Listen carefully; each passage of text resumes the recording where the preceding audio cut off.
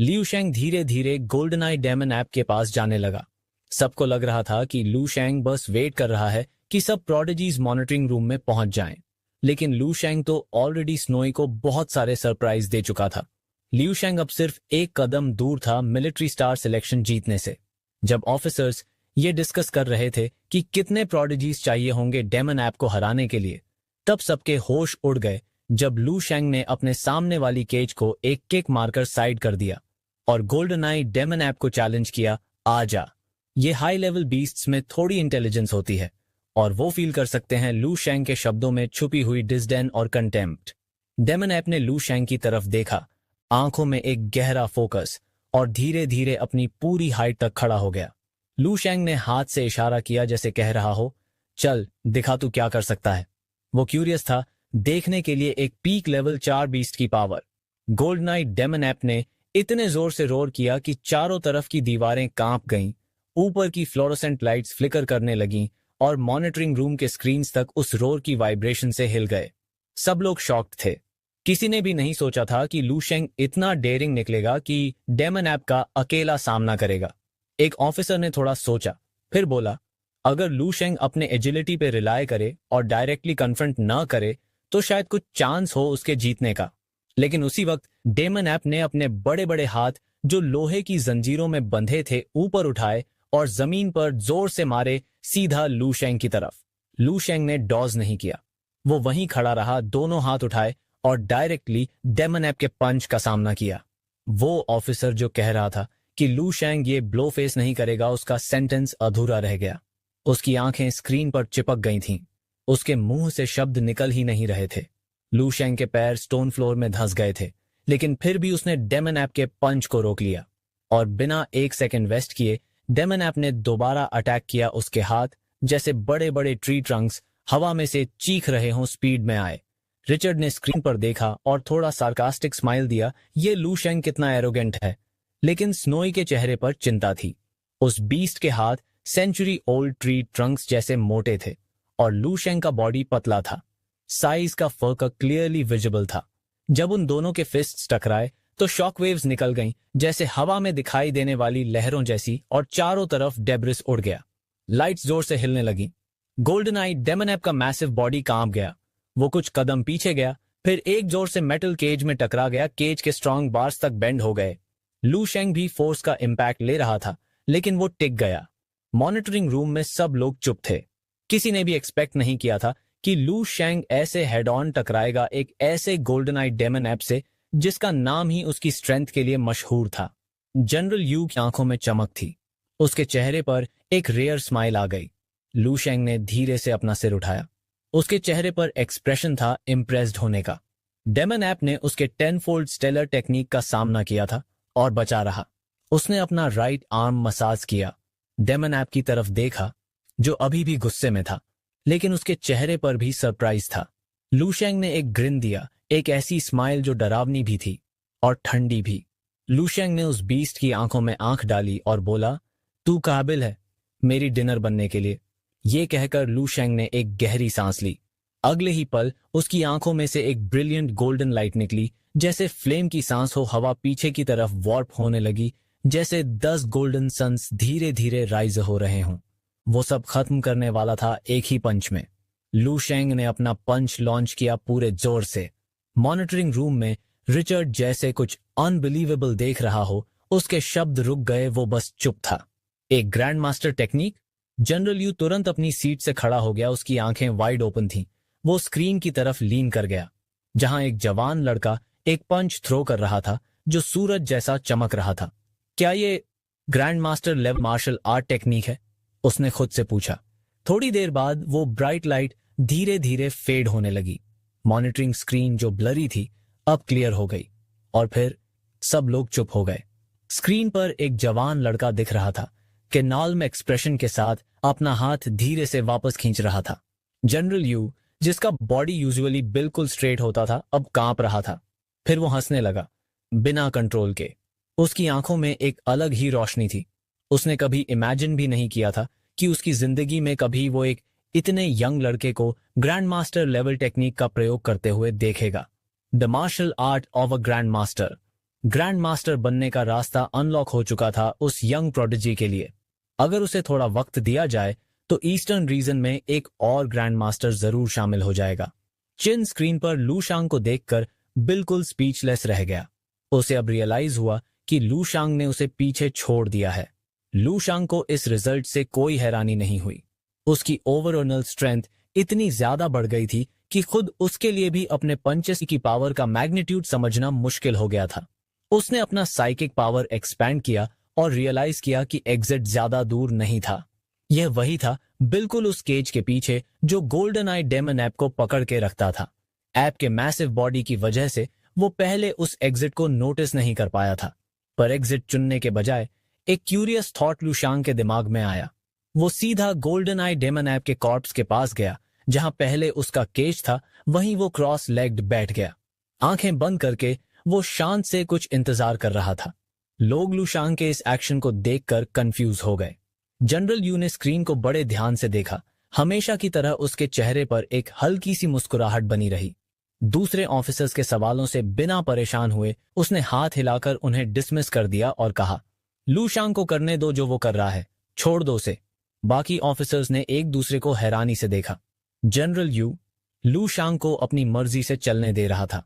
ये जो military star selection पूरे ईस्टर्न रीजन में हो रही थी, उस मोमेंट में जनरल यू के लिए जैसे इसकी कोई इंपॉर्टेंस ही नहीं रही। तभी एक मस्क्यूलर फिगर अचानक से एक पैसेजवे से बाहर निकला। रॉकी जोर से सांस ले रहा था, अपनी एनर्जी को रिकवर करने की कोशिश करता हुआ। जिस बीस्ट से वो अभी अभी लड़ा था वो बहुत ही पावरफुल था।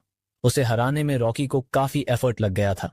और तो और आयरन स्किन की प्रोटेक्शन के बावजूद भी वो चोट खा गया था और अभी भी उसे चोट की जलन महसूस हो रही थी। उसे लगा कि वो सबसे पहले पहुंचा है। उसने दूसरे पैसेजेस की तरफ देखा और जब कंफर्म हो गया कि वहां कोई नहीं है तो उसने एक राहत की सांस ली। लेकिन जब उसकी नजर थोड़ी दूर एक प्लेटफॉर्म पर गई, उसकी आंखों की पुतलियां छोटी हो गईं। उसने किसी को देखा, किसी इंसान को, यानी एक यंग मैन। लेकिन जो चीज रॉकी को सच में हिला गई वो था उस यंग मैन के पीछे का सीन। उसने एक बीस्ट देखा, एक गोरिल्ला जैसा, जो तकरीबन 10 मीटर लंबा था। पूरा जेट ब्लैक हेयर से कवर, इतने मस्क्यूलर लिम्स जैसे पेड़ के तनों से भी मोटे। सिर्फ एक दूर से नजर डालने पर ही उस बीस्ट की ऑरा इतनी फेयरस थी कि रॉकी की रगों में ठंड सी दौड़ गई। पर सबसे शॉकिंग बात यह नहीं थी कि वो गोल्ड आई डेमन ऐप वहां था। सबसे शॉकिंग बात यह थी कि वो मर चुका था। सिर्फ एक लाश थी। उसके सीने में एक ह्यूज ब्लडी होल था और पूरी बॉडी वॉल में धंसी हुई थी, जैसे किसी ने एक पंच मार के उसे वॉल में घुसा दिया हो और अब वो वॉल का एक डेकोरेटिव स्पेसिमेन बन गया हो। रॉकी उस यंग मैन से कुछ पूछना चाहता था लेकिन थोड़ा हेसिटेंट हो गया। फिर धीरे से झुक के पोलाइटली पूछा, क्या मैंने सिलेक्शन पास कर लिया है? लू शांग ने सिर्फ एक शब्द बोला, वेट। उसी मोमेंट 2 अलग कॉरिडोर से क्लियर फुटस्टेप्स सुनाई दिए। रॉकी का एक्सप्रेशन इंस्टेंटली कॉम हो गया। उसने दोनों डायरेक्शंस में देखा। थोड़ी देर बाद 2 फिगर्स उन कॉरिडोर से निकले, एक के बाद एक। जैसे ही इन तीनों ने एक दूसरे को देखा तुरंत पहचान गए। आई कांटेक्ट होते ही उनके एक्सप्रेशंस में एक म्यूचुअल वेयरीनेस था, जैसे सब एक दूसरे से कॉशियस हो गए हों। फिर उन्होंने प्लेटफॉर्म पे खड़े उस यंग मैन को देखा और उसके पीछे का शॉकिंग सीन भी। सब 3 ने डेमन ऐप की लाश को देखा और माना कि ये बीस्ट तो वाकई टेरिफाइंग था। किसी ने एक्सपेक्ट नहीं किया था कि यहां ऐसा पावरफुल बीस्ट होगा। तभी रॉकी को रियलाइज हुआ कि शायद ये बंदा उनकी फाइनल सिलेक्शन चैलेंज का गार्जियन हो सकता है। डेविड और एमी थोड़ा सा कंफ्यूज होके कुछ बोलने वाले थे। तभी एक क्लियर वॉइस प्लेटफॉर्म से आई, रॉकी बहुत स्मार्ट है। तीनों ने तुरंत ऊपर देखा। वहां वो हैंडसम यंग मैन प्लेटफॉर्म पर अब आंखें खोल चुका था और खड़ा हो गया था। नीचे देखकर उसने कहा, मैं तुम तीनों को थोड़ा टाइम दूंगा रेस्ट करने के लिए। लू शांग ने दोनों हाथ फैला दिए, स्माइल करते हुए और इनवाइट करते हुए बोला, जब तक तुम तीनों मुझे हरा नहीं देते तब तक सिलेक्शन क्लियर नहीं होगा। अगर मुझे हरा दिया तो सिलेक्शन पास समझो। रॉकी की आंखों में चमक आ गई। एक नेचुरल इंट्यूशन वाला एक्सप्रेशन था उसके चेहरे पर। डेमन ऐप से न लड़ना पड़ेगा, ये सोचकर उन्हें थोड़ी राहत मिली। और फिर आखिरी चैलेंज था एक जवान लड़का जो उम्र में उनके बराबर ही लग रहा था। लड़की ने लू शांग की तरफ देखा, उसे बस एक नॉर्मल स्टूडेंट समझा, शायद कमजोर भी। रॉकी ने थोड़ा सरकास्टिक स्माइल दिया। उसके मन में आया, क्या ईस्टर्न मिलिट्री डिस्ट्रिक्ट हमें मजाक समझ रहा है? डेविड का चेहरा भी बिल्कुल ठंडा और सीरियस था। तीनों ने अपनी पॉकेट से एक एक ब्लू पिल निकाली और बिना किसी हिचकिचाहट के निगल ली ताकि अपनी स्ट्रेंथ रिकवर कर सकें। उनके दिमाग में वो तीनों ईस्टर्न रीजन के सबसे पावरफुल मार्शल आर्ट्स प्रोडिजीज थे। 18 साल से कम उम्र के एक सिंगल लड़के से क्या डरना। जब उन्होंने देखा कि तीनों एनर्जी रिकवर करने में बिजी हैं, लू शांग के चेहरे पे एक संतुष्ट मुस्कान आ गई। उसने अपनी रिस्ट वॉच देखी, हर सेकंड को गिनते हुए। मॉनिटरिंग रूम में कई ऑफिसर्स के चेहरे का एक्सप्रेशन बिल्कुल ऑकवर्ड था, जैसे कुछ समझ ही नहीं आ रहा हो। कौन सोच सकता था कि लू शांग एक्चुअली फाइनल बॉस बन के खुद गेम खेल रहा होगा इन तीनों प्रोडिजीज के साथ। जनरल यू तक को हंसी आ गई। उसने जोर से हंस के बोला, ये लू शांग तो काफी इंटरेस्टिंग निकला, बहुत इंटरेस्टिंग। थोड़ी देर बाद कुछ ऑफिसर्स तुरंत खड़े हो गए। उन्होंने प्रोटेस्ट किया और कहा कि सिलेक्शन तुरंत एंड कर दिया जाए। उनका मानना था कि ये प्रोडिजी बाकी सबसे ज्यादा पावरफुल है और बाकी कॉम्पिटिटर्स के लिए ये फिजिकल और मेंटल डैमेज का रीजन बन सकता है। चिन ने नोटिस किया कि प्रोटेस्ट करने वाले ऑफिसर्स वही इंस्ट्रक्टर्स थे जो इन तीनों पार्टिसिपेंट्स को सपोर्ट कर रहे थे। बिल्कुल ऑब्वियस था, उनको डर था कि लू शांग की मॉन्स्ट्रस स्ट्रेंथ से उनके बच्चे टूट जाएंगे। स्नोई ने छुपके से हंस दिया। जब एक पीक लेवल 4 डेमन ऐप आया था तब भी क्राउड इतना रिएक्ट नहीं कर रहा था, पर अब तो क्लियरली लू शांग सबकी नजर में और भी ज्यादा खतरनाक बन गया था। कंसर्न सुन के जनरल यू थोड़ा सीरियस हो गया। उसने तुरंत सुपरवाइजरी टीम को हाई अलर्ट पे रखा ताकि अगर लू शांग ने ज्यादा हार्म किया तो वो तुरंत इंटरवीन कर सकें। रिचर्ड सबसे ज्यादा टेंशन में था। न सिर्फ उसने खुद का लॉस कर लिया, बल्कि 3 valuable high level beast marrow units भी गए। टाइम काफी तेजी से बीत रहा था। रॉकी जमीन से खड़ा हुआ, अपनी गर्दन और मुट्ठी क्रैक करता हुआ। जॉइंट से निकलती क्लियर आवाजें ये बताती थीं कि उसने लगभग 90% एनर्जी रिकवर कर ली है। एमी ने अराउंड 80% और डेविड भी 90% तक वापस आ गया था। उन्हें फुल कॉन्फिडेंस था कि अब वो लू शांग का सामना करने के लिए बिल्कुल तैयार हैं। पूरा रूम टेंस हो गया। सबकी नजर स्क्रीन पर टिक गई इन चारों प्रोडिजीज के एपिक शोडाउन के इंतजार में। स्नोई ने धीरे से बोला, ये बैटल एपिक होने वाली है। मॉनिटरिंग रूम में सब लोग लिटरली ब्रीद होल्ड किए बैठे थे, ready for a match no one would forget. तीनों की आंखों में ब्लेजिंग इंटेंसिटी थी। उनकी नजर लू शांग पर फिक्स थी, जो डेमन ऐप के कॉर्प्स के ऊपर खड़ा था। हाई पोजीशन से लू शांग उन्हें नीचे देख रहा था और उसने क्लियरली उनके अंदर की बैटल स्पिरिट को फील किया। एक बार फिर उसके चेहरे पे वही संतुष्ट मुस्कान आ गई। उसने उनकी तरफ उंगली से पॉइंट करते हुए बुलाया, एक साथ आओ। लेकिन रॉकी जोर से हंसा। उसका मानना था कि वो अकेला ही काफी है। उसने जमीन से फुल पावर में जंप मारा, सीधा लू शांग की तरफ। बाकी 2 लोगों को कोई इश्यू नहीं था। उनका प्लान था रॉकी का यूज करके लू शांग का स्ट्रेंथ टेस्ट कर लेना। दोनों जानते थे कि तीनों में रॉकी सबसे ज्यादा पावरफुल है। रॉकी हवा में उठ चुका था, उसका राइट हाथ ऊपर, एक वाइल्ड और एक्सप्लोसिव पोस्चर में। उसका पंच लू शांग के फेस की तरफ फुल पावर में जा रहा था। सबको लगा लू शांग तो शायद एक पंच भी न झेल पाए, लेकिन लू शांग, जो प्लेटफॉर्म के एग्जैक्ट बीच में खड़ा था, बिल्कुल काम रहा। उसने बस एक हाथ उठाया और सिर्फ एक फिंगर से पंच को ब्लॉक कर दिया और फिर बिना किसी एक्स्ट्रा एफर्ट के उसने काउंटर किया एक हाथ से, जैसे बस स्ट्रेचिंग कर रहा हो। एक सिलहूट हवा में उड़ा, सुपर स्पीड से डजन्स ऑफ मीटर्स तक पीछे गया, सीधा वापस उस कॉरिडोर में जा गिरा जहां से आया था। डेविड और एमी काफी शॉक्ड थे।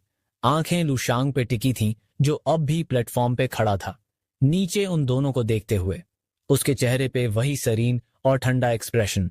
उसने दोनों की तरफ पॉइंट करके पूछा, तुम दोनों भी क्या एक एक करके ही आना चाहते हो? डेविड और एमी फुली स्टन्ड थे। उनके गले के पीछे के बाल खड़े हो गए और एक ठंडा सा चिल उनके स्पाइन से लेकर पूरे जिस्म में फैल गया। एमी ने मुश्किल से बोला, वो जो अभी अभी देख चुकी थी उस पर यकीन नहीं कर पा रही थी और कंफर्मेशन चाहिए था। डेविड ने परेशान चेहरे के साथ जवाब दिया, उसने सुना था कि कुछ मार्शल आर्टिस्ट्स अपने जवानी में बिना सोचे समझे सप्लीमेंट्स ले लेते हैं जो उनके इंटरनल हार्मोन्स को बिगाड़ देते हैं, जिसके कारण उनका शरीर टाइम से पहले डेवलप होना बंद कर देता है। इसलिए जब वो 30 या 40 में होते हैं तब भी जवान दिखते हैं। उसे लगा ल्यू शेंग उनमें से ही एक था। एमी का चेहरा हॉरर से भरा हुआ था। उसने कहा, मिलिट्री कितनी चालू है? फिर उसने दावा किया कि मिलिट्री जानबूझकर किसी ऐसे को जैसे ल्यू शेंग भेजती है ताकि वो लोगों को डिसीव कर सकें और उन्हें ऑफ गार्ड पकड़ सकें। लिू शेंग, जो उनकी धीमी बातचीत सुन चुका था, उसने आंखें घुमाई। फिर वो मुस्कुराया और एक और चैलेंज प्रपोज किया। अगर वो लोग सिर्फ एक बार भी उसका एक अटैक रोक सकें या उसे एक कदम पीछे हटने पर मजबूर कर सकें, तो वो समझेगा कि उन्होंने टेस्ट पास कर लिया। डेविड और एमी ने एक दूसरे की तरफ देखा और बिना किसी हिचकिचाहट के एक साथ डिसीजन लिया। उनकी परफेक्ट सिनर्जी दिख रही थी। एमी अचानक एक बिजली के झटके की तरह फूटी और एक पल में ही गायब हो गई। डेविड ने भी गहरी सांस ली और अपनी साइकिक पावर छोड़ी। पलक झपकते ही कई पर्पल स्पाइक्स उसके सामने शूट हो गए। इतने लियू शेंग के शरीर से अनेक हाथ निकल आए और हर हाथ ने एक ब्लैक स्पाइक पकड़ लिया। सब स्पाइक्स लियू शेंग के हाथों में थे और फिर एक हल्की सी छनछनाहट के साथ जमीन पर गिर गए। लियू शेंग ने सिर हिलाया। उसकी आंखों में थोड़ी सी निराशा थी। फिर उसने अपनी नजर डेविड से हटाकर एमी की तरफ बढ़ाई, जो उसकी तरफ तेजी से आ रही थी। तुम्हारी बारी है, लिटिल पिकाचू, उसने मजाक में कहा। एमी, जिसका हाथ पंजे जैसा था, लियू शेंग के गले की तरफ बढ़ रहा था। यह कमेंट उसके लिए एक डिस्ट्रैक्शन बन गया। उस छोटी सी दिक्कत के पल में उसके कान के पास एक आवाज गूंजी और अगले ही पल उसने महसूस किया कि एक जोड़ी पतली पर मजबूत हाथों ने उसकी कलाइयों को पकड़ लिया है। उसने इंस्टिंक्टिवली हाथ छुड़ाने की कोशिश की, लेकिन वो हाथ पत्थर की तरह मजबूत थे, हिले तक नहीं। लियू शेंग ने सीधा एमी की आंखों में देखा और शांत आवाज में कहा, मुझे इलेक्ट्रोक्यूट करो। एमी ने सोचा लियू शेंग पागल हो गया है। उसने अपनी सारी एलिमेंटल पावर छोड़ी। गहरी नीली बिजली की धाराएं उसके शरीर से फूट पड़ी। बिजली के अनेक पतले लहरों जैसे वेव्स उसकी कलाइयों से निकलकर लियू शेंग के हाथों में चली गईं।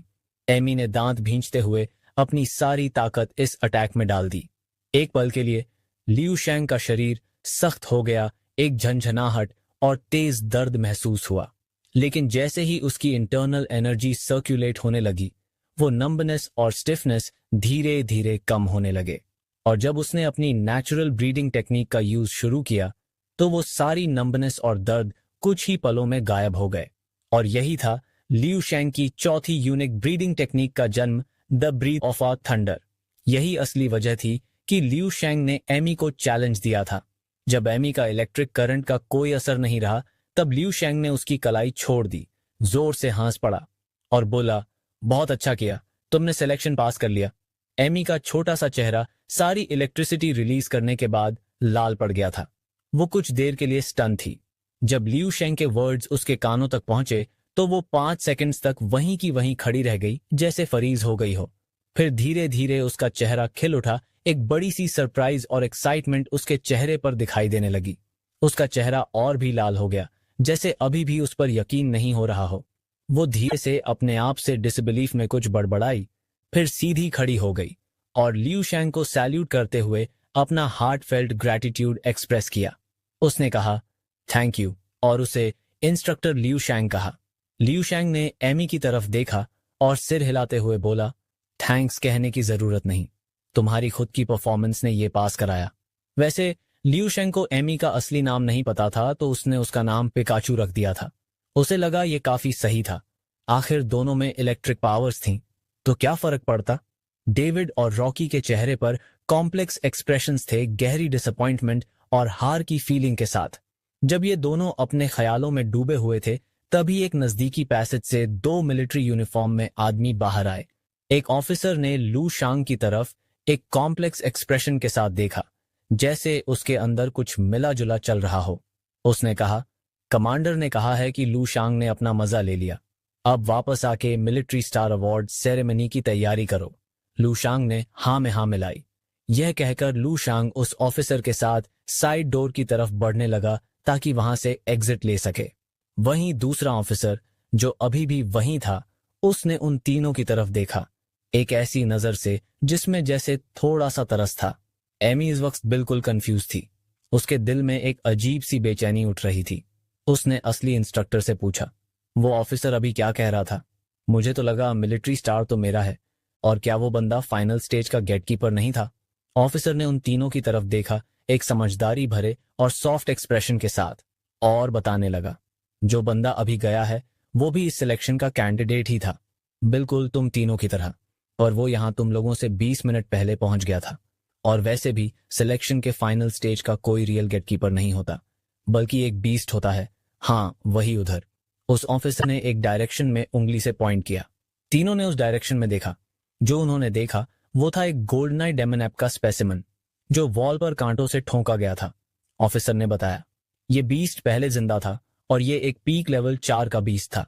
ये उन सभी कैंडिडेट्स के लिए रखा गया था जो फाइनल स्टेज तक पहुंच सकें, सबका एक कलेक्टिव टारगेट। पर लू शांग, वो तो कुछ ज्यादा ही मॉन्स्टर निकला। उसने अकेले ही गोल्डनाई डेमन ऐप को मार दिया। और इतना ही नहीं, जब काम खत्म हो गया तब भी उसका मन नहीं भरा, तो उसने खुद ही गेटकीपर का रोल प्ले किया, सिर्फ तुम लोगों के साथ मजाक करने के लिए। वो ऑफिसर काफी बातूनी लग रहा था, बिना रुके बोलता जा रहा था। पर तीनों में से खासकर एमी ऑफिसर की बातों पर ध्यान नहीं दे पाई। उसके कानों में सिर्फ एक ही लाइन गूंज रही थी। वो बंदा भी उनकी तरह इस सिलेक्शन का कैंडिडेट था। एमी के चेहरे पर जो खुशी थी एकदम फ्रीज हो गई, जैसे उसके सारे जज्बात पत्थर बन गए हों। वो वहीं खड़ी रह गई, डिसबिलीफ में। उसके दिमाग में हजारों आवाजें गूंज रही थीं, सब एक ही रियलाइजेशन में घुलती जा रही थीं। इसी बीच सिलेक्शन पाथवे के अंदर ली एक लेवल 4 बीस्ट को जोर से पकड़ के उससे सारी एलिमेंटल पावर से जला रहा था। बीस्ट जोर से चिल्लाता रहा, लेकिन आखिर में वो आग में जलकर खत्म हो गया। ली एक वॉल के सहारे लग गया, जोर जोर से सांस ले रहा था। उसका पूरा बदन चोटों से भर गया था, हर वूंड में से दर्द की लहर निकल रही थी। उसका चेहरा पेन से बिगड़ गया। उसने अपना हाथ आगे बढ़ाया और एक फ्लेम समन करने की कोशिश की, लेकिन पूरी कोशिश के बाद भी बस एक छोटी सी चमक निकली। एनर्जी खत्म हो चुकी थी। पर ली के लिए इसका कोई मतलब नहीं था। उसने तो एक लेवल 4 बीस्ट को मारा था, और वो भी अकेले। वो खुद भी इस बात पर यकीन नहीं कर पा रहा था। उसके दिमाग में चल रहा था, ऑफिसर्स और इंस्ट्रक्टर्स जो सिलेक्शन मॉनिटर कर रहे होंगे, वो मेरी टैलेंट और स्ट्रेंथ देख के शॉक हो गए होंगे। अपने आप पर प्राउड फील करते हुए उसने अपने बाल पीछे किए और एक स्वैग वाला पोज मारा। तभी एक लंबे पतले ऑफिसर जो कुछ डॉक्यूमेंट्स लेके आ रहा था, अचानक उसके सामने आ गया।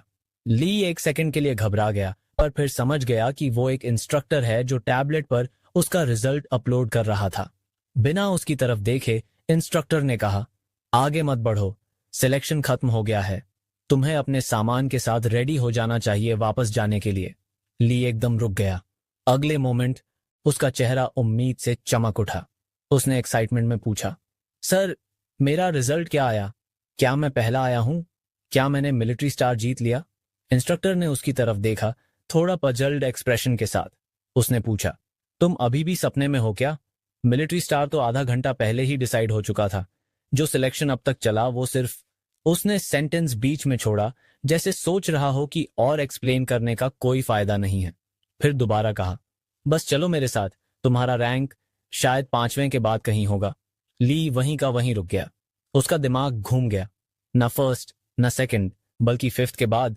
वो तो ली था, वही ली जिसने पहली बार में ही लेवल 4 बीस्ट को सिंगल हैंडली हरा दिया था।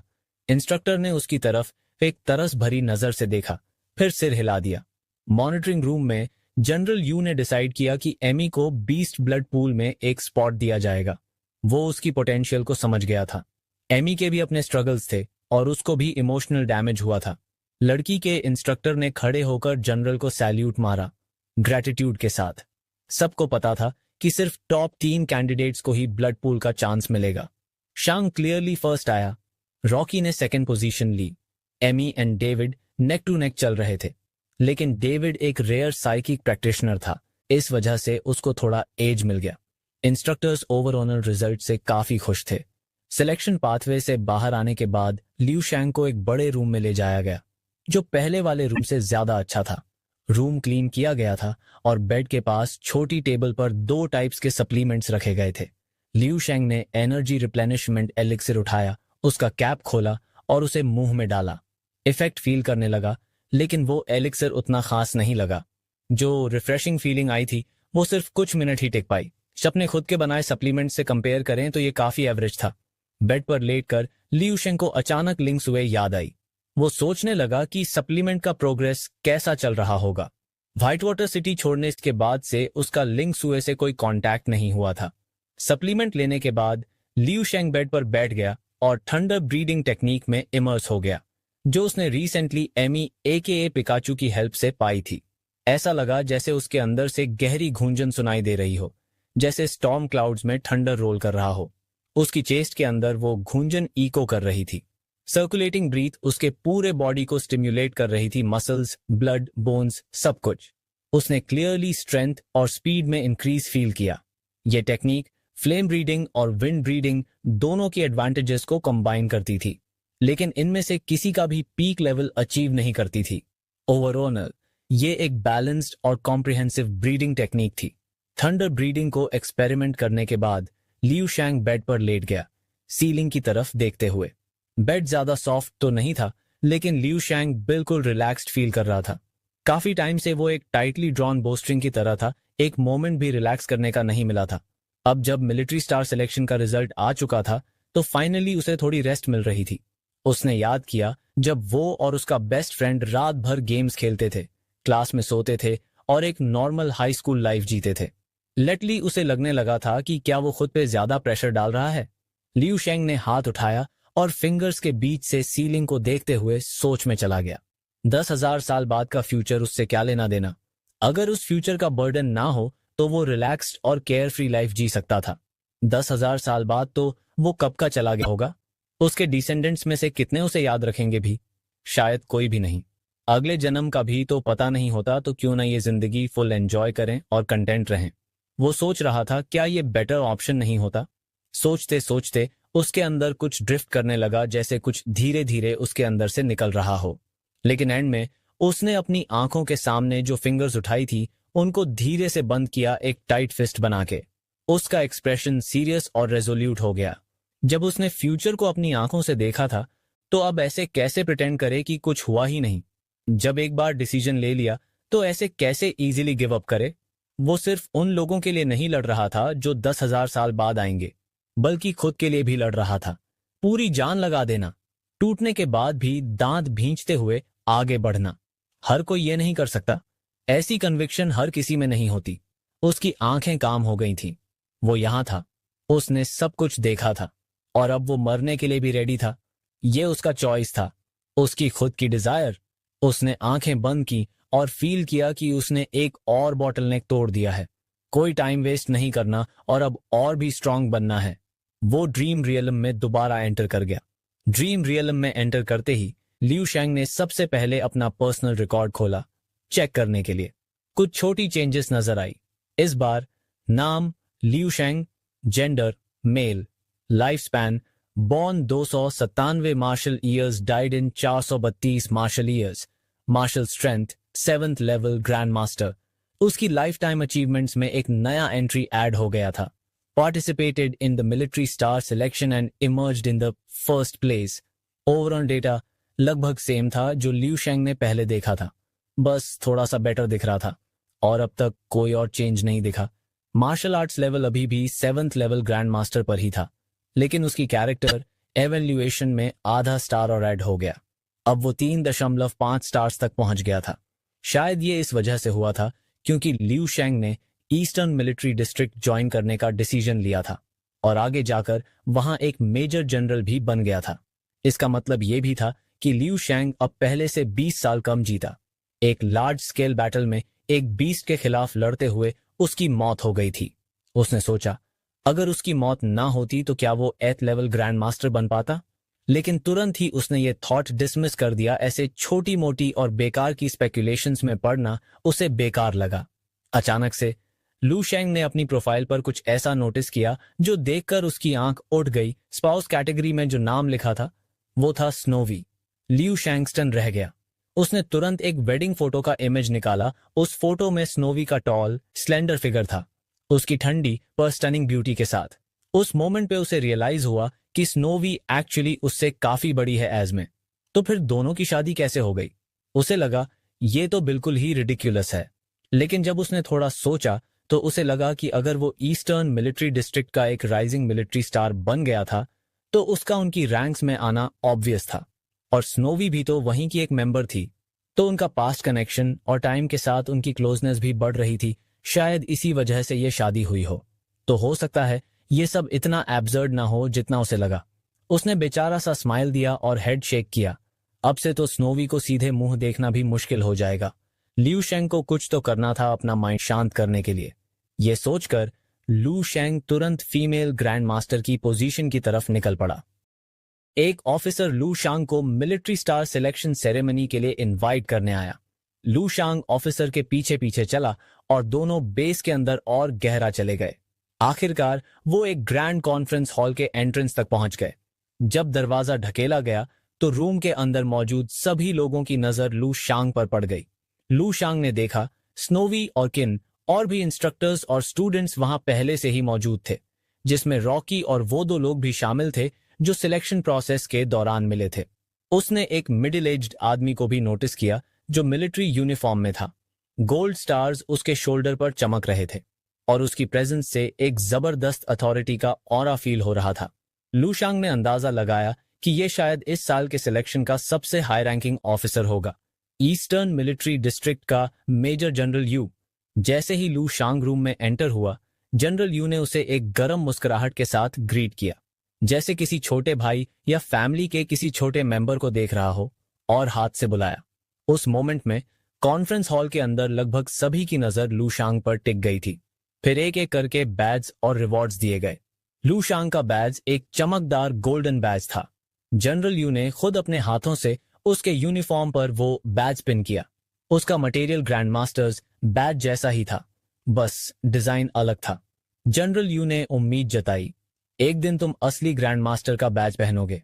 एक सीरियस एक्सप्रेशन के साथ लू शांग ने कामली जवाब दिया, हाथ को मुट्ठी बनाते हुए, वो दिन ज्यादा दूर नहीं है। जनरल यू एक मोमेंट के लिए चौंक गया, लेकिन फिर खुशी से हंस पड़ा। रूम के अंदर सब लोगों के एक्सप्रेशंस मिक्स थे, पर किसी को भी लू शांग की बात पर शक नहीं था। लू शांग ने ये बात बिना ईगो के एक सिंपल फैक्ट के जैसे बोली थी, जैसे ये तो होना ही है। हर साल ईस्टर्न मिलिट्री डिस्ट्रिक्ट में ये सिलेक्शन होती थी, लेकिन आज तक किसी भी कैंडिडेट को जनरल यू ने इस तरह से ट्रीट नहीं किया था। लू शांग पहला था। उसके बाद रिवॉर्ड्स डिस्ट्रीब्यूट किए गए। टॉप 10 में रैंक करने वाले सभी को बीस्ट ब्लड के वायल्स मिले। लू शांग को भी एक वायल दिया गया, 300 मिलीलीटर का एक रेड लिक्विड से भरा छोटा वायल। एक ग्रैंड जेस्चर के साथ जनरल यू ने सबको कॉन्फ्रेंस हॉल से बाहर ले जाने का रास्ता दिखाया। लू शांग, रॉकी, डेविड और एमी अपने अपने इंस्ट्रक्टर्स के साथ चले गए। बाकी लोग सिर्फ देखते ही रह गए। उनकी आंखों में जलन थी। उन्हें पता था कि अब ये लोग बीस्ट ब्लड पूल और मैरो पूल में जाने वाले हैं। वैसे तो सिर्फ टॉप 3 को ही बीस्ट ब्लड पूल में एंट्री मिलती थी, लेकिन लू शांग की एक्सेप्शनल परफॉर्मेंस की वजह से जनरल यू ने एक एक्स्ट्रा स्लॉट ऐड कर दिया 4th प्लेस के लिए। ली, जो पहले बड़ा एरोगेंट था, अब उसके दिमाग में सिर्फ एक थॉट था, मैं तो full pool on beast blood and beast marrow तक पहुंच भी नहीं सकता। और अब उसके हाथ में जो छोटा सा वायल था वो उसे वर्थलेस लगने लगा। थोड़ी देर बाद सब लोग एक ब्राइटली लिट रूम में पहुंच गए, जहां हर तरफ ऑपरेटर्स और ट्यूब्स लगे हुए थे। जनरल यू ने सबको देखा और कहा, अपने कपड़े उतारो और कल्टीवेशन चैम्बर्स के लिए रेडी हो जाओ। लू शांग के अलावा सबको बीस्ट ब्लड से भरे कल्टीवेशन चैम्बर्स में ले जाया गया। सबने कपड़े उतारे और अपने रिस्पेक्टिव चैम्बर्स में घुस गए, लेकिन लू शांग को जनरल यू खुद लेकर गया बीस्ट मैरो पूल तक। लू शांग ने देखा एक कल्टीवेशन चैम्बर जो लगभग 2 मीटर हाई और 1 मीटर डायामीटर का था, जिसमें आधा भरा हुआ था एक पेल गोल्डन लिक्विड से। वो एम्बर जैसे दिखता हुआ फ्लूइड जो क्लियर ग्लास के अंदर धीरे धीरे फ्लो कर रहा था, उसे लू शांग ने क्यूरियोसिटी के साथ देखा। फिर उसने पूछा, ये आधा ही क्यों भरा है, पूरा क्यों नहीं भरते? स्नोवी ने आंखें घुमाई और थोड़ा एग्जैस्परेटेड होकर बोली, तुम्हें पता भी है इस बीस्ट मैरो का कॉस्ट क्या है? यही वाला ही 1.5 अरब का है, और अगर सेल करना हो तो प्राइस 10 गुना ज्यादा होगा। लू शांग ने आश्चर्य से सिर हिलाया, पर फिर सीरियस होकर पूछा, अगर ये मुझे पूरा एब्जॉर्ब करने के लिए काफी ना हो तो क्या रिफिल मिल सकता है? स्नोवी स्पीचलेस हो गई। एक और ऑफिसर हंस पड़ा, थोड़ा मजाक करते हुए बोला। लू शांग ने कपड़े उतारे और मैरो पूल के अंदर चला गया। स्नोवी उसे देखकर थोड़ा ब्लश कर गई। उसकी आंखों में थोड़ा एडमायरेशन था। उसकी मसल्स की फ्लूइडिटी, उसका परफेक्टली टॉल और प्रोपोर्शनटे फिजिक देखकर उसने सॉफ्टली कमेंट किया, मुझे एक्सपेक्ट नहीं था, पर लू शांग काफी अच्छी बॉडी बिल्ड रखता है। एक स्प्लैश की आवाज आई। लू शांग कल्टीवेशन चैम्बर में जंप कर गया। जैसे ही वो गोल्डन लिक्विड में डूबा, वो उसके नेक तक पहुंच गया। उसे ऐसा फील हुआ जैसे सुइयां उसकी स्किन के अंदर घुसने की कोशिश कर रही हों। फिर लू शांग और गहरा डूब गया। वो पेल गोल्डन लिक्विड अब डेविड के पूरे शरीर को कंप्लीटली एंगल्फ कर चुकी थी। चैम्बर के अंदर जो एनर्जीज थी, जो एक तरह से जिंदा सी महसूस हो रही थी, वो तेजी से उसके शरीर में गश कर रही थी। वो ओवरवेलमिंग एनर्जी उसके अंदर एक रेजिंग फ्लड की तरह रैम्पेज कर रही थी। उसकी हर स्किन की इंच, हर फ्लैश का फाइबर और बाल का एक एक स्ट्रैंड भी इस एनर्जी के एम्ब्रेस में डूब गया था और ग्रीडीली उसे एब्जॉर्ब कर रहा था। इतने मैसिव एनर्जी इन्फ्लक्स ने उसकी फिजिक को और आगे पुश किया towards the path on indestructible golden body technique. उसका ब्लड एनर्जी लेवल हर सेकंड में स्काईरॉकेट कर रहा था। उसकी वेंस के थ्रू रोअर करता हुआ इवॉल्व हो रहा था into a consistency as thick as mercury. David सबसे पहले कल्टीवेशन चैम्बर से बाहर निकला।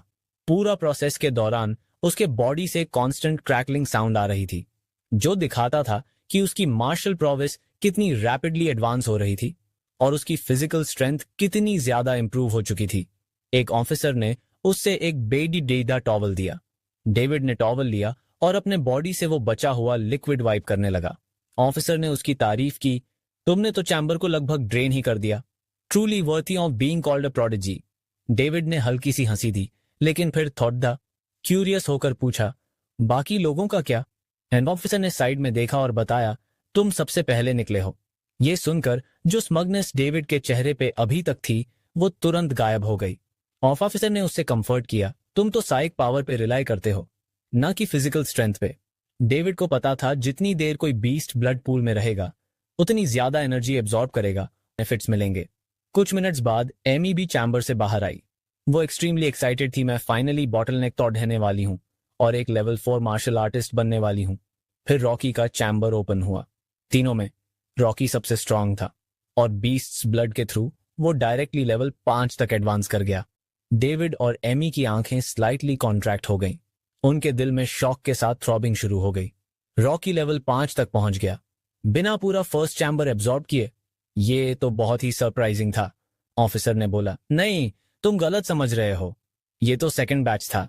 और वैसे ही डेविड और एमी ने रॉकी के कल्टीवेशन चैम्बर के साइड में एक खाली कंटेनर देखा जिसमें कुछ बीस्ट्स ब्लड के रिमनेंट्स बचे हुए थे। उन दोनों ने सोचा, और इसका मतलब सेकंड चैम्बर? तो लगभग सेम टाइम में रॉकी ने हमसे 2/3 ज्यादा बीस्ट्स ब्लड एब्जॉर्ब किया। 2/3 ज्यादा बीस्ट्स ब्लड एब्जॉर्ब करना, सोच के ही समझ आता है कि उसने कितने मैसिव बेनिफिट्स गेन किए होंगे। डेविड और एमी ने जब रॉकी की तरफ देखा तो उनकी नजर में एक कॉम्प्लिकेटेड सी फीलिंग थी। तभी जब रॉकी कपड़े पहनने जा रहा था, उसने कुछ कदम लिए और अपनी आंखों पर विश्वास नहीं कर पाया। जनरल यू कल्टीवेशन चैम्बर के पास आया। उसने चैम्बर के अंदर ट्रांसपेरेंट ग्लास के पीछे बंद आंखों वाले लड्डू ढके को देखा और पूछा, कैसे गया? सब कुछ स्मूथ था? स्नोई ने स्माइल करते हुए सिर हिलाया। बस एक चीज है, स्पेशल मैरो की कंजम्पशन थोड़ी फास्ट हो गई है। जनरल यू ने वो पेल गोल्डन लिक्विड लेवल देखा जो अब आंखों के लेवल से नीचे जाने को था। उसने कैजुअली कहा, लू शेंग को जितना एब्जॉर्ब कर सकता है सब दो, रिजर्व चैम्बर से भी सब कुछ डाल दो, बेस्ट रिजल्ट्स चाहिए मुझे। तभी एक स्टाफ मेंबर बोला, सर, रिजर्व चैम्बर का एक्स्ट्रा बीस्ट मैरो ऑलरेडी खत्म हो चुका है। जनरल यू एक मोमेंट के लिए पॉज हुआ।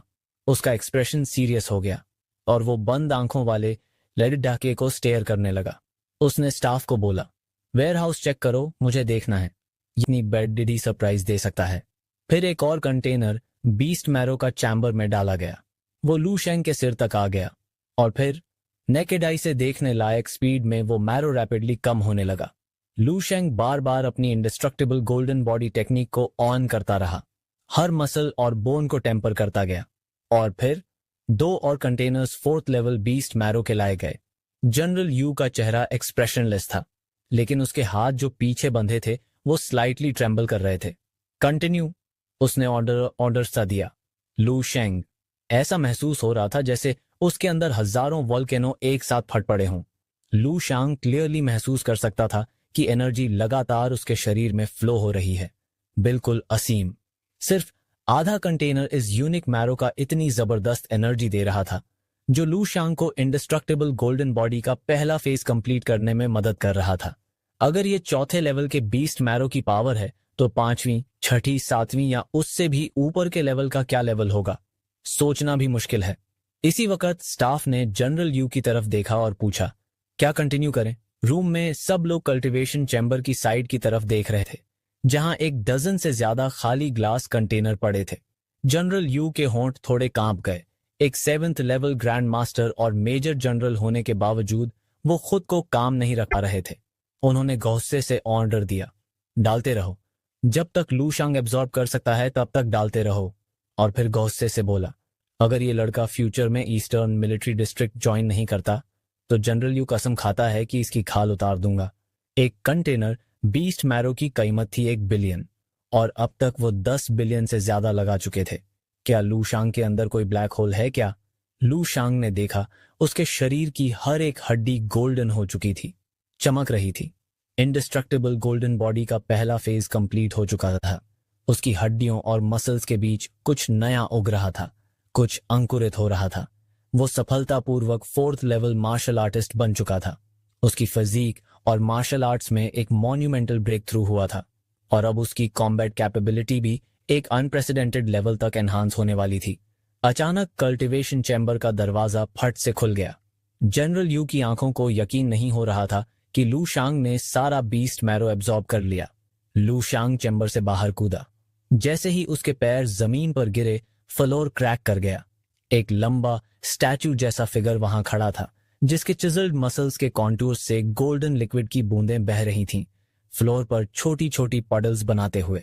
रूम में जो भी फीमेल ऑफिसर्स और स्नोवी थीं, सब लू शांग को घूर रही थीं। उसका पूरा शरीर गोल्डन ग्लो में रेडिएट कर रहा था। जब रॉकी, डेविड और दूसरे लोग आए, उन्हें इंस्टेंटली समझ आ गया कि लू शांग और उनके बीच का गैप अब और भी बड़ा हो गया है। स्नोवी ने एक कड़वी स्माइल दी, एक्सेप्ट करते हुए कि सिर्फ 2 महीने में लू शांग उससे भी ज्यादा पावरफुल बन गया है। जनरल यू की नजरें इंटेंस थीं।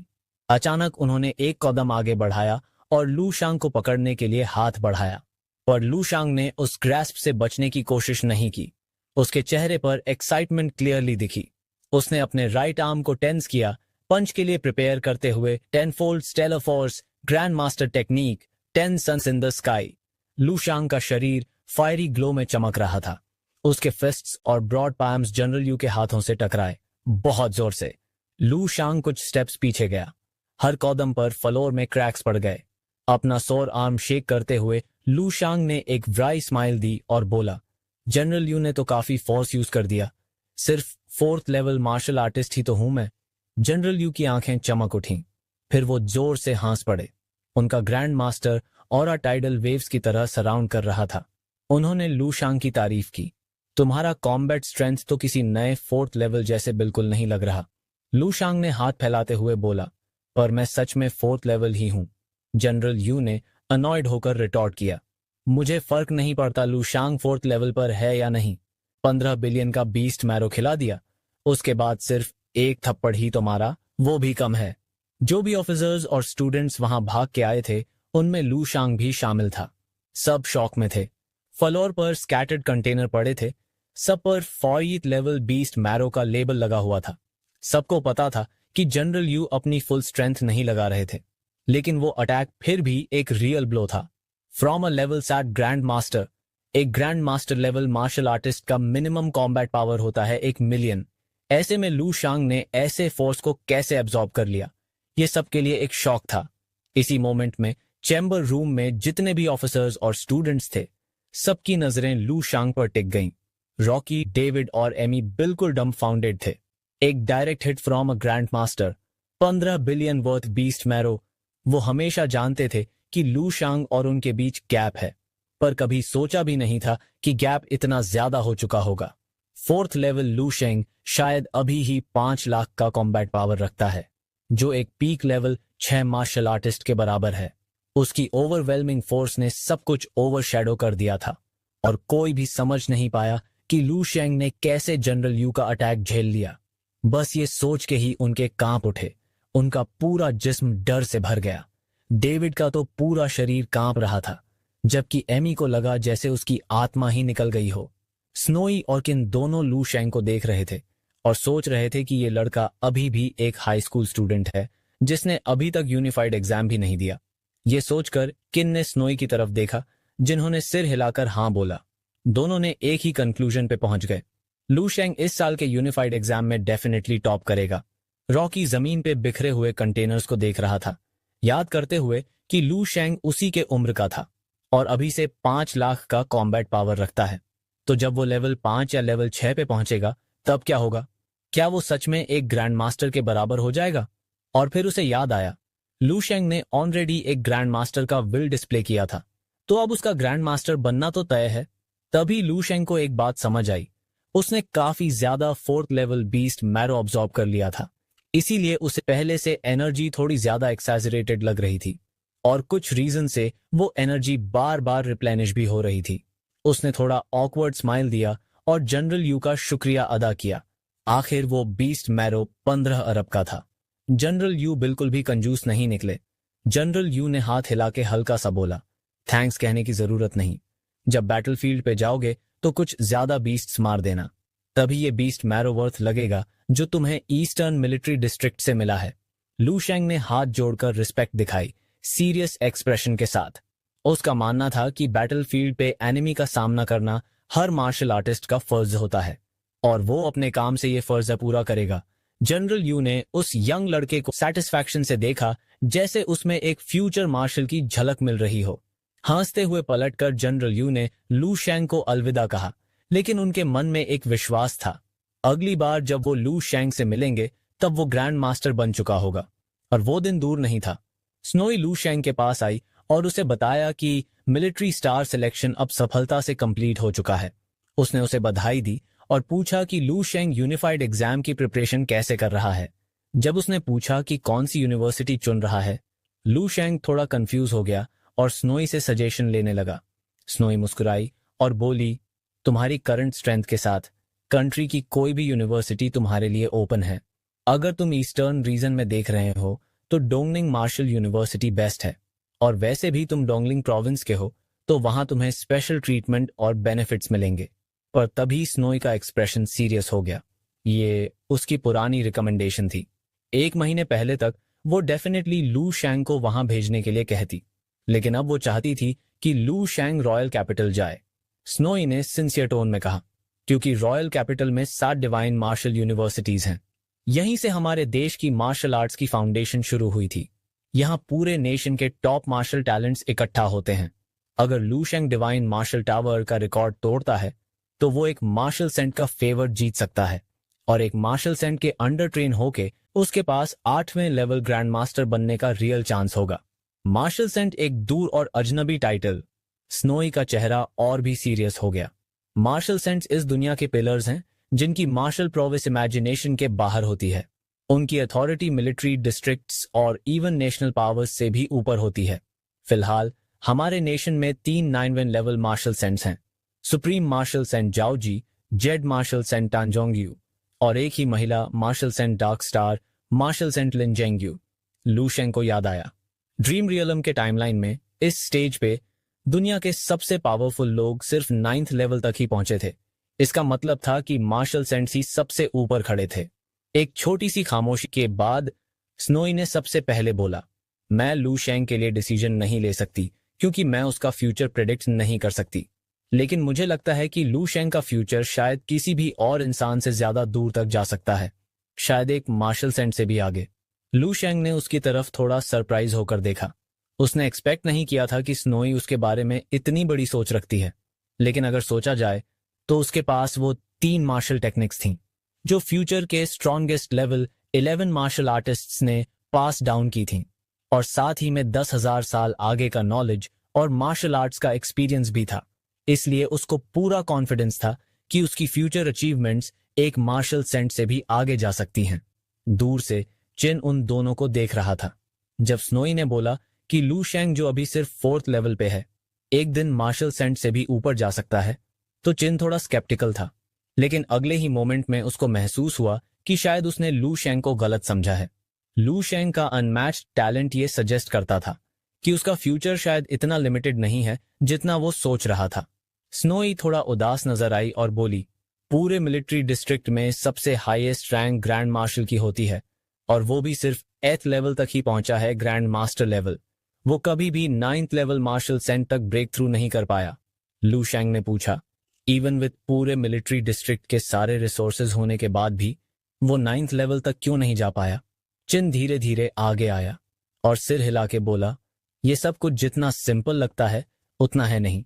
8th और 9th लेवल के बीच सिर्फ एक लेवल का डिफरेंस है, लेकिन रियलिटी में उन दोनों के बीच का गैप बहुत ही ज्यादा, ऑलमोस्ट अनफैथमेबल है। और एक 8th लेवल ग्रैंड मास्टर को कल्टिवेट करने में ही मिलिट्री ने अपने टॉप टियर रिसोर्सेज का पूरा इस्तेमाल कर लिया था। 9th लेवल तक सिर्फ रिसोर्सेज के भरोसे नहीं पहुंचा जा सकता। इसी वजह से 8th लेवल सिर्फ ग्रैंड मास्टर ही रह जाता है, जबकि 9th लेवल पे मार्शल सेंट बनता है। एक 9th ग्रेड मार्शल सेंट बनाना हमेशा से मिलिट्री का एक पुराना सपना रहा है, लेकिन अब तक वो पूरा नहीं हो पाया। स्नोई ने हल्का सा सांस भरा। ईस्टर्न मिलिट्री डिस्ट्रिक्ट की एक ऑफिसर होने के नाते उसे लू शैंग को यहीं रुकने के लिए कहना चाहिए था, लेकिन वो लू शैंग को रोकना नहीं चाहती थी। वो चाहती थी कि लू शैंग अपना खुद का पार्ट चूज करे, और चाहे जो भी डिसीजन हो वो हमेशा उसका सपोर्ट करेगी। ये सुनकर लू शैंग का दिल जोर से धड़का। उसके सामने स्नोई खड़ी थी, गहरी ब्लू मिलिट्री यूनिफॉर्म में, और कैप के नीचे उसका चेहरा, perfect Oval shape, perfect skin और स्टनिंग फीचर्स।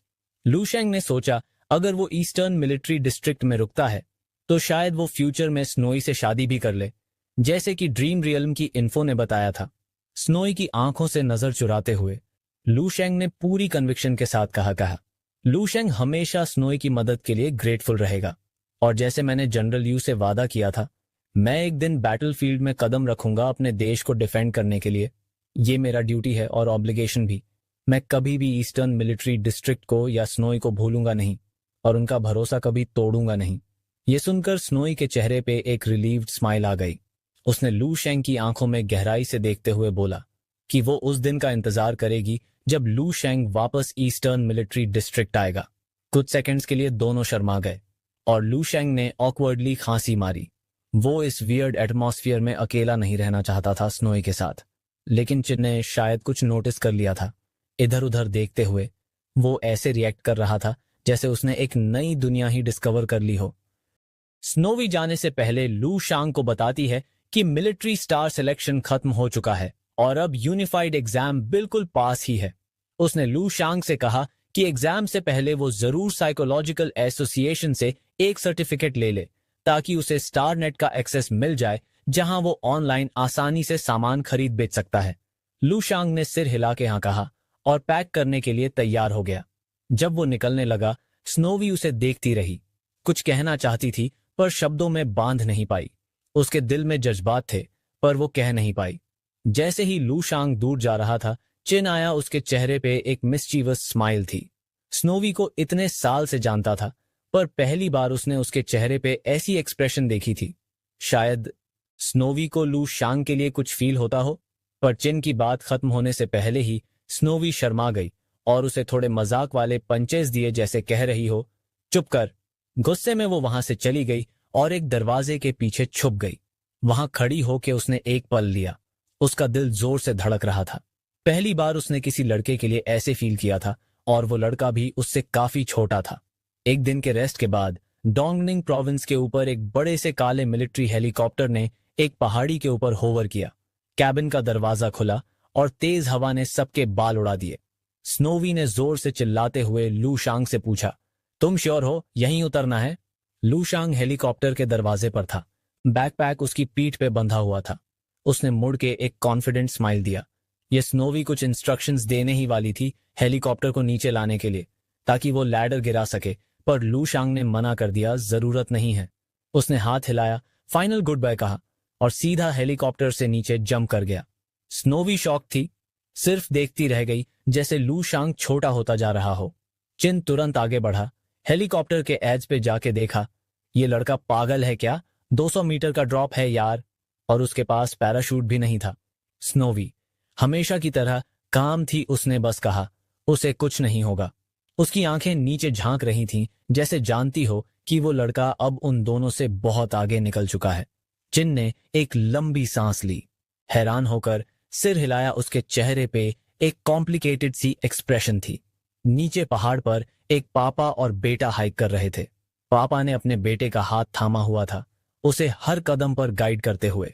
अचानक छोटे लड़के ने ऊपर देखा। उसने फिंगर से पॉइंट किया।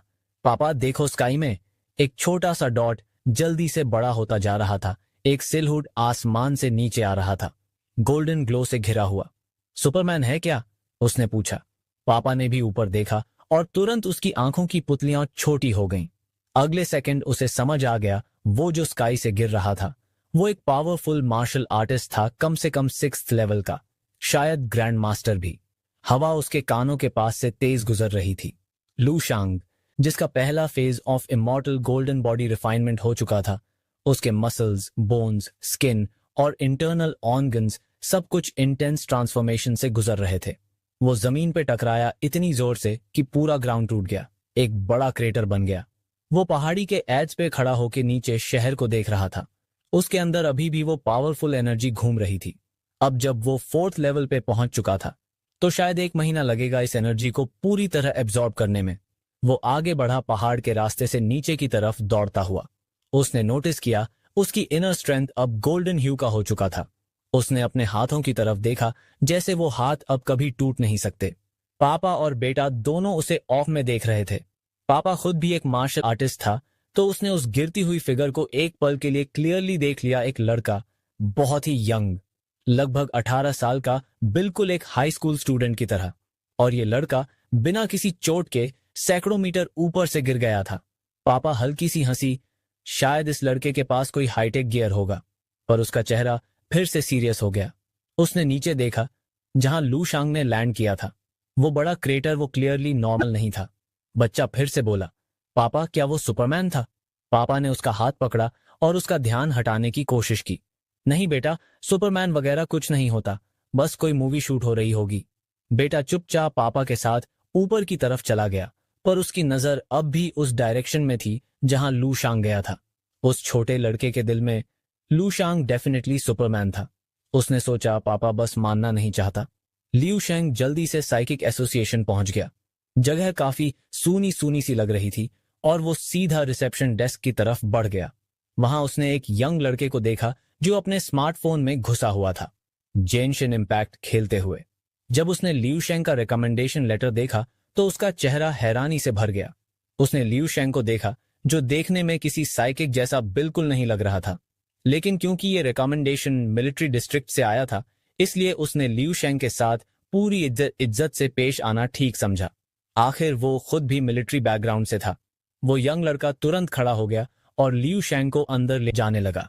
उसके पीछे पीछे चलते हुए लियू शेंग एक रूम में घुसा जहां 3 लोग थे, 2 यंग लड़कियां और एक मिडिल एज्ड आदमी जिसका सिर थोड़ा गंजा हो चुका था। वो मिडिल एज्ड आदमी विजिबली कांप रहा था और पूरी कंसंट्रेशन से एक मेटलिक ऑर्ब को कंट्रोल करने की कोशिश कर रहा था। लियू शेंग ने देखा कि उस आदमी के फोरहेड पर पसीने के मोटे मोटे बूंदें आ गई थीं जब वो ऑर्ब को एक ग्लास वॉल के अंदर से गाइड करने की कोशिश कर रहा था। अचानक वो बॉल हिल गया और कुछ ही देर में वो ग्लास से टकरा गया, एक तेज शैटरिंग साउंड के साथ। ग्लास वॉल के सरफेस पर बड़े बड़े क्रैक्स फैल गए। उस मिडिल एज्ड आदमी की कंसंट्रेशन टूट गई और मेटलिक ऑर्ब जमीन पर गिर गया। वो बहुत ही उदास हो गया, ऑर्ब को घूरता रहा। ये उसकी पिछले 10 साल में छठी कोशिश थी। एक स्टाफ मेंबर ने साइड से उसको कंसोल किया, बोलते हुए कि उस उम्र में ब्रेक थ्रू पाना वैसे भी मुश्किल होता है।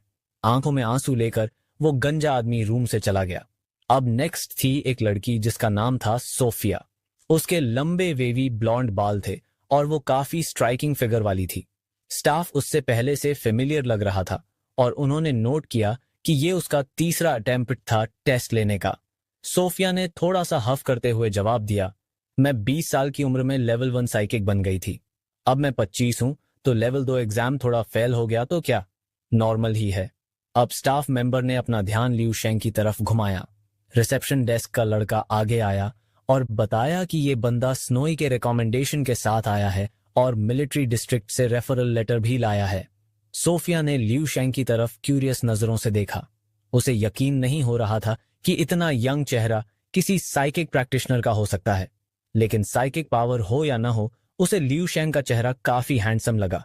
वो उसके पास आई, अपना इंट्रोडक्शन दिया और कॉम्प्लीमेंट किया।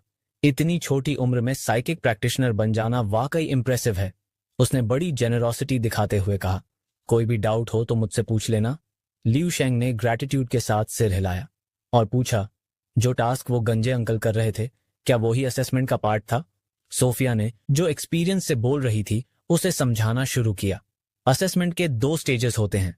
पहला स्टेज एक मशीन से होता है जिसमें साइकिक पावर की स्ट्रेंथ और प्योरिटी को मेजर किया जाता है। दूसरा स्टेज एक प्रैक्टिकल टेस्ट होता है जहां छोटी छोटी बॉल्स को फ्रेजाइल ग्लास वॉल्स के थ्रू गाइड करना होता है बिना उन्हें टच किए। उसने बताया, ग्लास इतना डेलिकेट होता है कि अगर हल्का सा भी टच हो जाए तो तुरंत टूट जाता है। वो गंजे अंकल एक लेवल 1 साइकिक थे तो उन्हें सिर्फ एक ग्लास लेयर से गुजरना था, लेकिन मुझे एक लेवल 2 साइकिक होने के नाते 5 ग्लास लेयर्स क्रॉस करनी होती हैं। सोफिया ने अपने हाथ जोड़ लिए और मन ही मन प्रार्थना करने लगी कि सब कुछ स्मूथ हो जब उसकी बारी आए। जब उसका नंबर आया तो उसने स्टाफ को नोट दिया और मशीन की तरफ बढ़ गई। उसने अपना हाथ मशीन पर रखा। जल्दी ही एक हेक्सागोनल कॉलम लाइट अप हो गया और उसके रिजल्ट्स स्क्रीन पर डिस्प्ले होने लगे। स्क्रीन पर दिख रहा था, psychic power strength 11.33 and purity level 1.2। ये एक बॉर्डरलाइन पास था। ये देखकर सोफिया ने एक बड़ा सा साय ऑफ रिलीफ लिया। अब आया प्रैक्टिकल टेस्ट का टाइम। लेवल एक टेस्ट से अलग। लेवल 2 साइकिक को एक साथ 15 मेटलिक ऑर्नब्स कंट्रोल करने होते हैं। इन्हें 5 लेयर्स ऑफ ग्लास के थ्रू पास करना होता है बिना टच किए, और टाइम लिमिट होती है सिर्फ 20 सेकेंड्स। सीरियस एक्सप्रेशन के साथ सोफिया ने अपनी साइकिक एबिलिटीज का यूज करके 15 मेटलिक ऑर्ब्स को हवा में उठाया। वो क्लियरली टेंस दिख रही थी।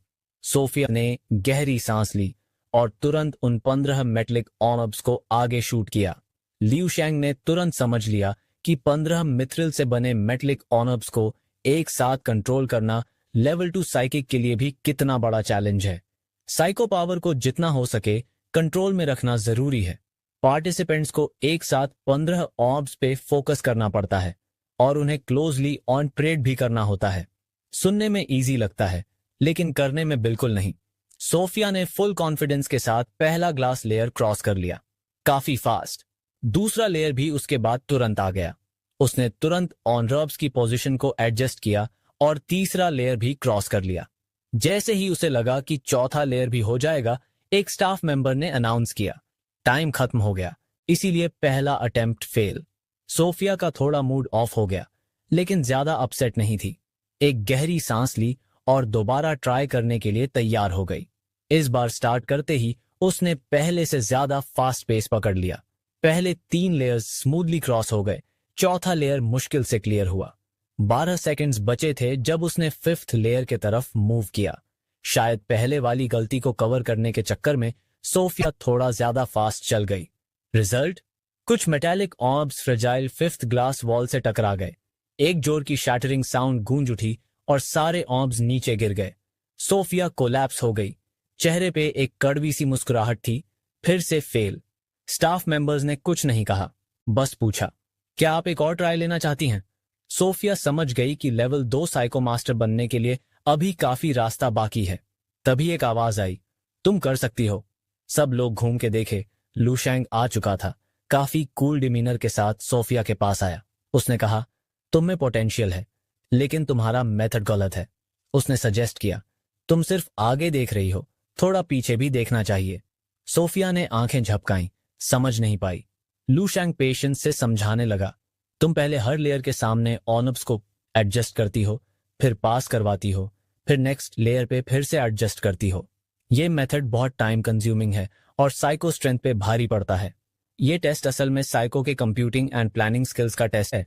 उसने बोला, अगर तुम पहले ही प्लान कर लो कि कौन से होल्स से ऑनर्ब्स पास होंगे और उन पॉइंट्स को कनेक्ट कर लो, तो एक क्लियर रूट मिल जाएगा सभी 5 लेयर्स के थ्रू। फिर लू शेंग बोला, तुम्हें बस 15 ऑर्ब्स को 15 अलग अलग पाथ्स पे कंट्रोल करना है। सोफिया की आंखों में एक चमक आ गई, लगता है समझ गई थी।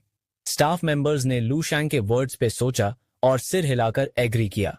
उन्होंने लू शेंग को एडमायरेशन के साथ देखा, लेकिन एक पॉइंट रेज किया, इतने कम टाइम में 15 रूट्स डिसाइड करना, उनकी डिस्टेंस और स्पीड कैलकुलेट करना, ये तो बहुत ही मुश्किल का काम है। लू शैंग ने सिर हिलाकर बोला, एवरेज पर्सन के लिए शायद हाँ, लेकिन एक साइको प्रैक्टिशनर के लिए ये तो पीस ऑफ केक होना चाहिए। फिर उसने सोफिया की तरफ देखा, सिग्नल किया, ध्यान से देखना, लू शैंग सिर्फ एक बार दिखाएगा। सोफिया सरप्राइज में ब्लिंक की, स्टाफ मेंबर्स भी सेम रिएक्शन में थे, बेविल्डर्ड। अगले ही मोमेंट सब ने देखा, ग्राउंड पे बॉक्स के अंदर जो मेटालिक ऑर्ब्स थे वो सब लेविटेट करने लगे। सारे ऑर्ब्स एक बीहाइव की तरह स्वॉर्म बना के उठ गए। एक क्विक जेस्चर के साथ लू शैंग ने ऑर्ब्स को ग्लास वॉल की तरफ डायरेक्ट किया। तुरंत सब ऑर्ब्स डिस्पर्स हुए, गोली की स्पीड से होल्स के थ्रू शूट कर गए। बीड्स ने एक मैसिव ब्लॉक बनाया। जैसे ही वो ग्लास वॉल के पास पहुंचे, फिर स्वॉर्म एकदम से स्कैटर हो गया और रैपिड मोशन में राउंड होल्स से पास होने लगा। राउंड होल्स की क्वांटिटी बीड्स के नंबर से बहुत कम थी, लेकिन हर एक बीड परफेक्टली और ऑर्डरली पास हुआ। जब लास्ट बीड फर्स्ट वॉल के थ्रू गया, तब तक लीडिंग बीड्स तीसरा और चौथा लेयर भी पार कर चुके थे। सब बीड्स ऐसे मूव कर रहे थे जैसे उनके पास अपना कॉन्शियसनेस हो। वो ग्लास लेयर्स के बीच में लाइटनिंग स्पीड से वीव करते जा रहे थे। सिर्फ कुछ ही सेकंड्स में पूरा स्वॉर्म लास्ट ग्लास वॉल के उस पार पहुंच गया। लू शैंग ने स्टन हुई सोफिया की तरफ देखा और बोला, सिंपल है ना, अगर कॉन्सेप्ट समझ आ जाए तो बस सीक्वेंस में पास करना होता है। सोफिया खामोश थी, वर्ड्स नहीं मिल रहे थे। तब लू शैंग उसकी तरफ देखता है। उसने स्टाफ की तरफ देखा और पूछा, कितने सेकंड्स लगे? स्टाफ ने ऑलमोस्ट रिफ्लेक्सिवली टाइमर की तरफ देखा और तुरंत बोल दिया, एग्जैक्टली 10 सेकंड्स। कि फ्रंट डेस्क वाली जो लियू शांग को अंदर लेकर आई थी, वो भी एकदम शॉक में थी। लियू शांग ने फिर पूछा, सोफिया समझी क्या? सोफिया ने क्लियरली देखा था कि कैसे लगभग 1000 बीट्स सेफली लेयर के बाद लेयर ग्लास वॉल्स के थ्रू निकलकर एंड पॉइंट तक पहुंच गए। हर एक बीट का फ्लाइट पाथ क्लियर और एविडेंट था, लेकिन लियू शांग ने किया कैसे? ये बिल्कुल उस जादू के ट्रिक जैसे लग रहा था जो आंखों के सामने हो रहा हो। सब कुछ दिखाई दे रहा हो, लेकिन समझ कुछ ना आए। उनका दिमाग इस बात को ग्रास्प ही नहीं कर पा रहा था कि लगभग 1000 बीट्स ने इतने इंट्रिकेट होल्स को सिर्फ 10 सेकंड्स में कैसे क्रॉस किया। अगर ये वैसे ही हुआ था जैसे लियू शांग ने बताया, 1000 मेटालिक बीड्स, ग्लास वॉल्स के लेयर्स और हजारों टाइनी होल्स, तो ये एक एस्ट्रोनॉमिकल और सुपर इंट्रिकेट कंप्यूटेशनल टास्क होता। जो सीन उन्होंने अभी अभी विटनेस किया था, वो उनके सेंसेस के लिए इतना शॉकिंग और ओवरवेलमिंग था कि रूम में एकदम सन्नाटा छा गया। तभी स्टाफ एकदम से होश में आई और अर्जेंटली बोला, जाओ जल्दी से गिल्ड प्रेसिडेंट को बुलाओ। प्रेसिडेंट के ऑफिस के अंदर एक बूढ़े आदमी टी शर्ट और चप्पल पहने कंप्यूटर के सामने बैठे थे। उनकी आंखें स्क्रीन पर टिकी हुई थीं। एक लेवल 4 साइकिक मास्टर होने के बावजूद वो सोच रहे थे, मैं गैम्बलिंग गॉड क्यों नहीं बन पाया। फ्रंट डेस्क का लड़का बिना नॉक किए दरवाजा तोड़ता हुआ अंदर घुसा। प्रेसिडेंट ने बिना देखे पूछा, इतने पैनिक में क्यों हो? वो लड़का प्रेसिडेंट के पास भाग कर गया। थोड़ा कंफ्यूज था, लेकिन उसने सब कुछ डिटेल में बता दिया जो उसने देखा था। प्रेसिडेंट अपने गेम में इतना इंग्रोस्ड था कि उसने ध्यान से सुना भी नहीं। लड़का बार बार बोल रहा था, सर एक बार सर्वेलेंस फुटेज चेक करो। प्रेसिडेंट ने रिलक्टेंटली गेम पॉज किया और सर्वेलेंस स्क्रीन खोला। लियू शांग का साइकिक पावर टेस्ट चल रहा था। उसके हाथों से निकलती ब्रिलियंट गोल्डन ग्लो पूरे रूम को इल्यूमिनेट कर रही थी। पहली बार प्रेसिडेंट का एक्सप्रेशन चेंज हुआ। इक्विपमेंट का सॉफ्ट हमिंग साउंड सुनाई दिया। सबकी सांसें थम गईं और फिर स्क्रीन पे 2 नंबर आए। Psychic strength 435.87, psychic purity 126.2। सब लोग स्क्रीन को डिसबिलीफ के साथ घूर रहे थे, जैसे मशीन खराब हो गई हो। लेकिन स्टाफ को पता था कि ये नंबर्स कितने टेरिफाइंग थे। साइकिक एसोसिएशन के हिसाब से एक लेवल 2 साइकिक का प्योरिटी स्टैंडर्ड होता है 1, और लेवल 4 साइकिक मास्टर का सिर्फ 10। 435 साइकिक स्ट्रेंथ तो शॉकिंग था ही, लेकिन ये प्योरिटी लेवल, ये तो प्योरली इम्पॉसिबल था। स्टाफ को याद आया कि उनके प्रेसिडेंट सबसे स्ट्रॉन्ग साइकिक मास्टर सिर्फ लेवल 4 पर थे, और ये लड़का जो एक हाई स्कूल स्टूडेंट लगता था, उसकी साइकिक प्योरिटी उनके प्रेसिडेंट से 12 गुना ज्यादा थी। ये देखकर प्रेसिडेंट अपने ऑफिस से तुरंत बाहर निकला और टेस्टिंग एरिया में दौड़ गया। उसने स्टाफ से बोला, इक्विपमेंट चेक करो, कहीं खराब तो नहीं है। स्टाफ ने कॉन्फिडेंट टोन में बोला, सर मशीन परफेक्टली काम कर रही है। लियू शांग से पहले 2 लोगों का टेस्ट हो चुका है। लियू शांग थोड़ा पजल्ड एक्सप्रेशन के साथ पूछता है, क्या हुआ?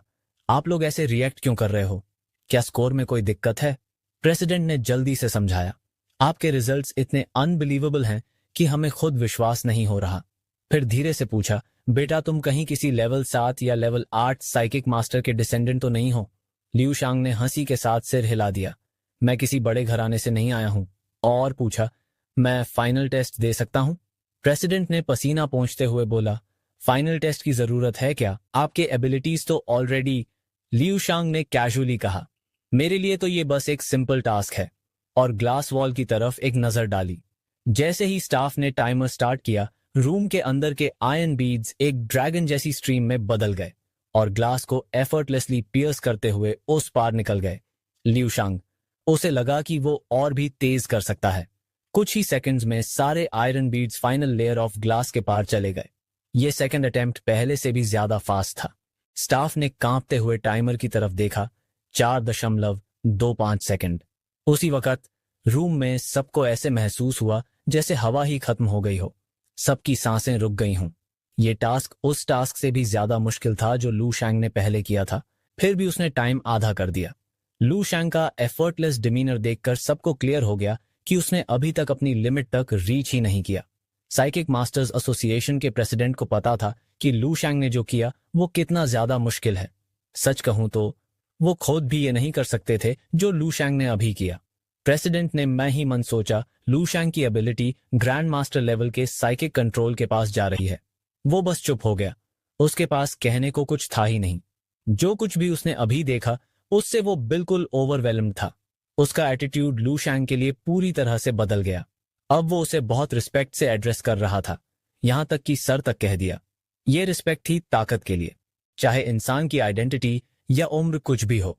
प्रेसिडेंट ने डिसाइड किया कि वो पर्सनली एक सर्टिफिकेट और बैज लू शैंग को बना के देगा, लेकिन उसने ये भी कहा कि उसके पास सिर्फ लेवल 4 साइकिक मास्टर सर्टिफिकेशन का अधिकार है।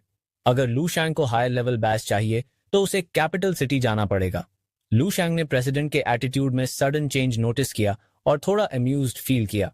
उसने प्रेसिडेंट को बोला, इतने एंशियस मत हो, आप तो मुझसे काफी बड़े हो, ऐसे फॉर्मल टाइटल्स की जरूरत नहीं है। सोफिया की नजर में लू शैंग उस वक्त किसी महान ऑरा से घिरा हुआ लगा। एक मिस्टीरियस और मैजेस्टिक सी वाइब थी उसमें।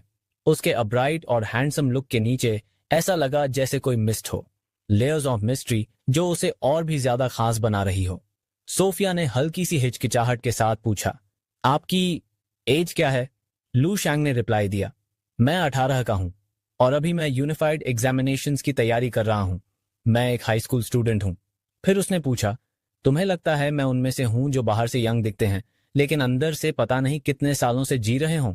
सोफिया ने सीरियस होकर सिर हिला दिया। हाँ, एग्जैक्टली वही लग रहा था मुझे। लू शैंग हंसकर बोला, तुम्हें फैंटेसी नॉवेल्स कम पढ़नी चाहिए। उसने बताया कि वो यूनिफाइड एग्जाम देने जा रहा है और साइकिक मास्टर सर्टिफिकेशन उसे एक्स्ट्रा पॉइंट्स दिलवा सकता है एग्जाम में, इसलिए वो स्पेसिफिकली असेसमेंट के लिए यहां आया है। सोफिया का सिर घूम गया। आज का दिन उसके लिए बिल्कुल सुररियल था। उसने लू शैंग की तरफ देखा और पूछा, क्या मेरे पास एक और चांस है असेसमेंट के लिए? क्या मुझे दोबारा ट्राई करना चाहिए? लू शैंग ने बड़े अर्नेस्ट तरीके से जवाब दिया, तुम्हारे पास टैलेंट है। अगर तुम थोड़ा ज्यादा फोकस्ड रहो तो तुम डेफिनेटली पास कर सकती हो। उसने जेंटली सोफिया का आर्म उठाया, उसे रिलैक्स करने की कोशिश की। सोफिया का चेहरा तुरंत लाल हो गया। उसका दिल जोर से धड़कने लगा। लू शैंग उसे कामली इंस्ट्रक्शंस दे रहा था कि कैसे प्रोसीड करे, लेकिन सोफिया एक भी वर्ड नहीं सुन पाई। ऐसा लगा जैसे वक्त रुक गया हो। वो लू शैंग की तरफ देखती रही, उसका चेहरा लाल, इमोशंस का तूफान चल रहा था उसके अंदर। उसने अपने लिप्स बाइट किए। दिल में अजीब सी फीलिंग्स का मिक्सचर चल रहा था।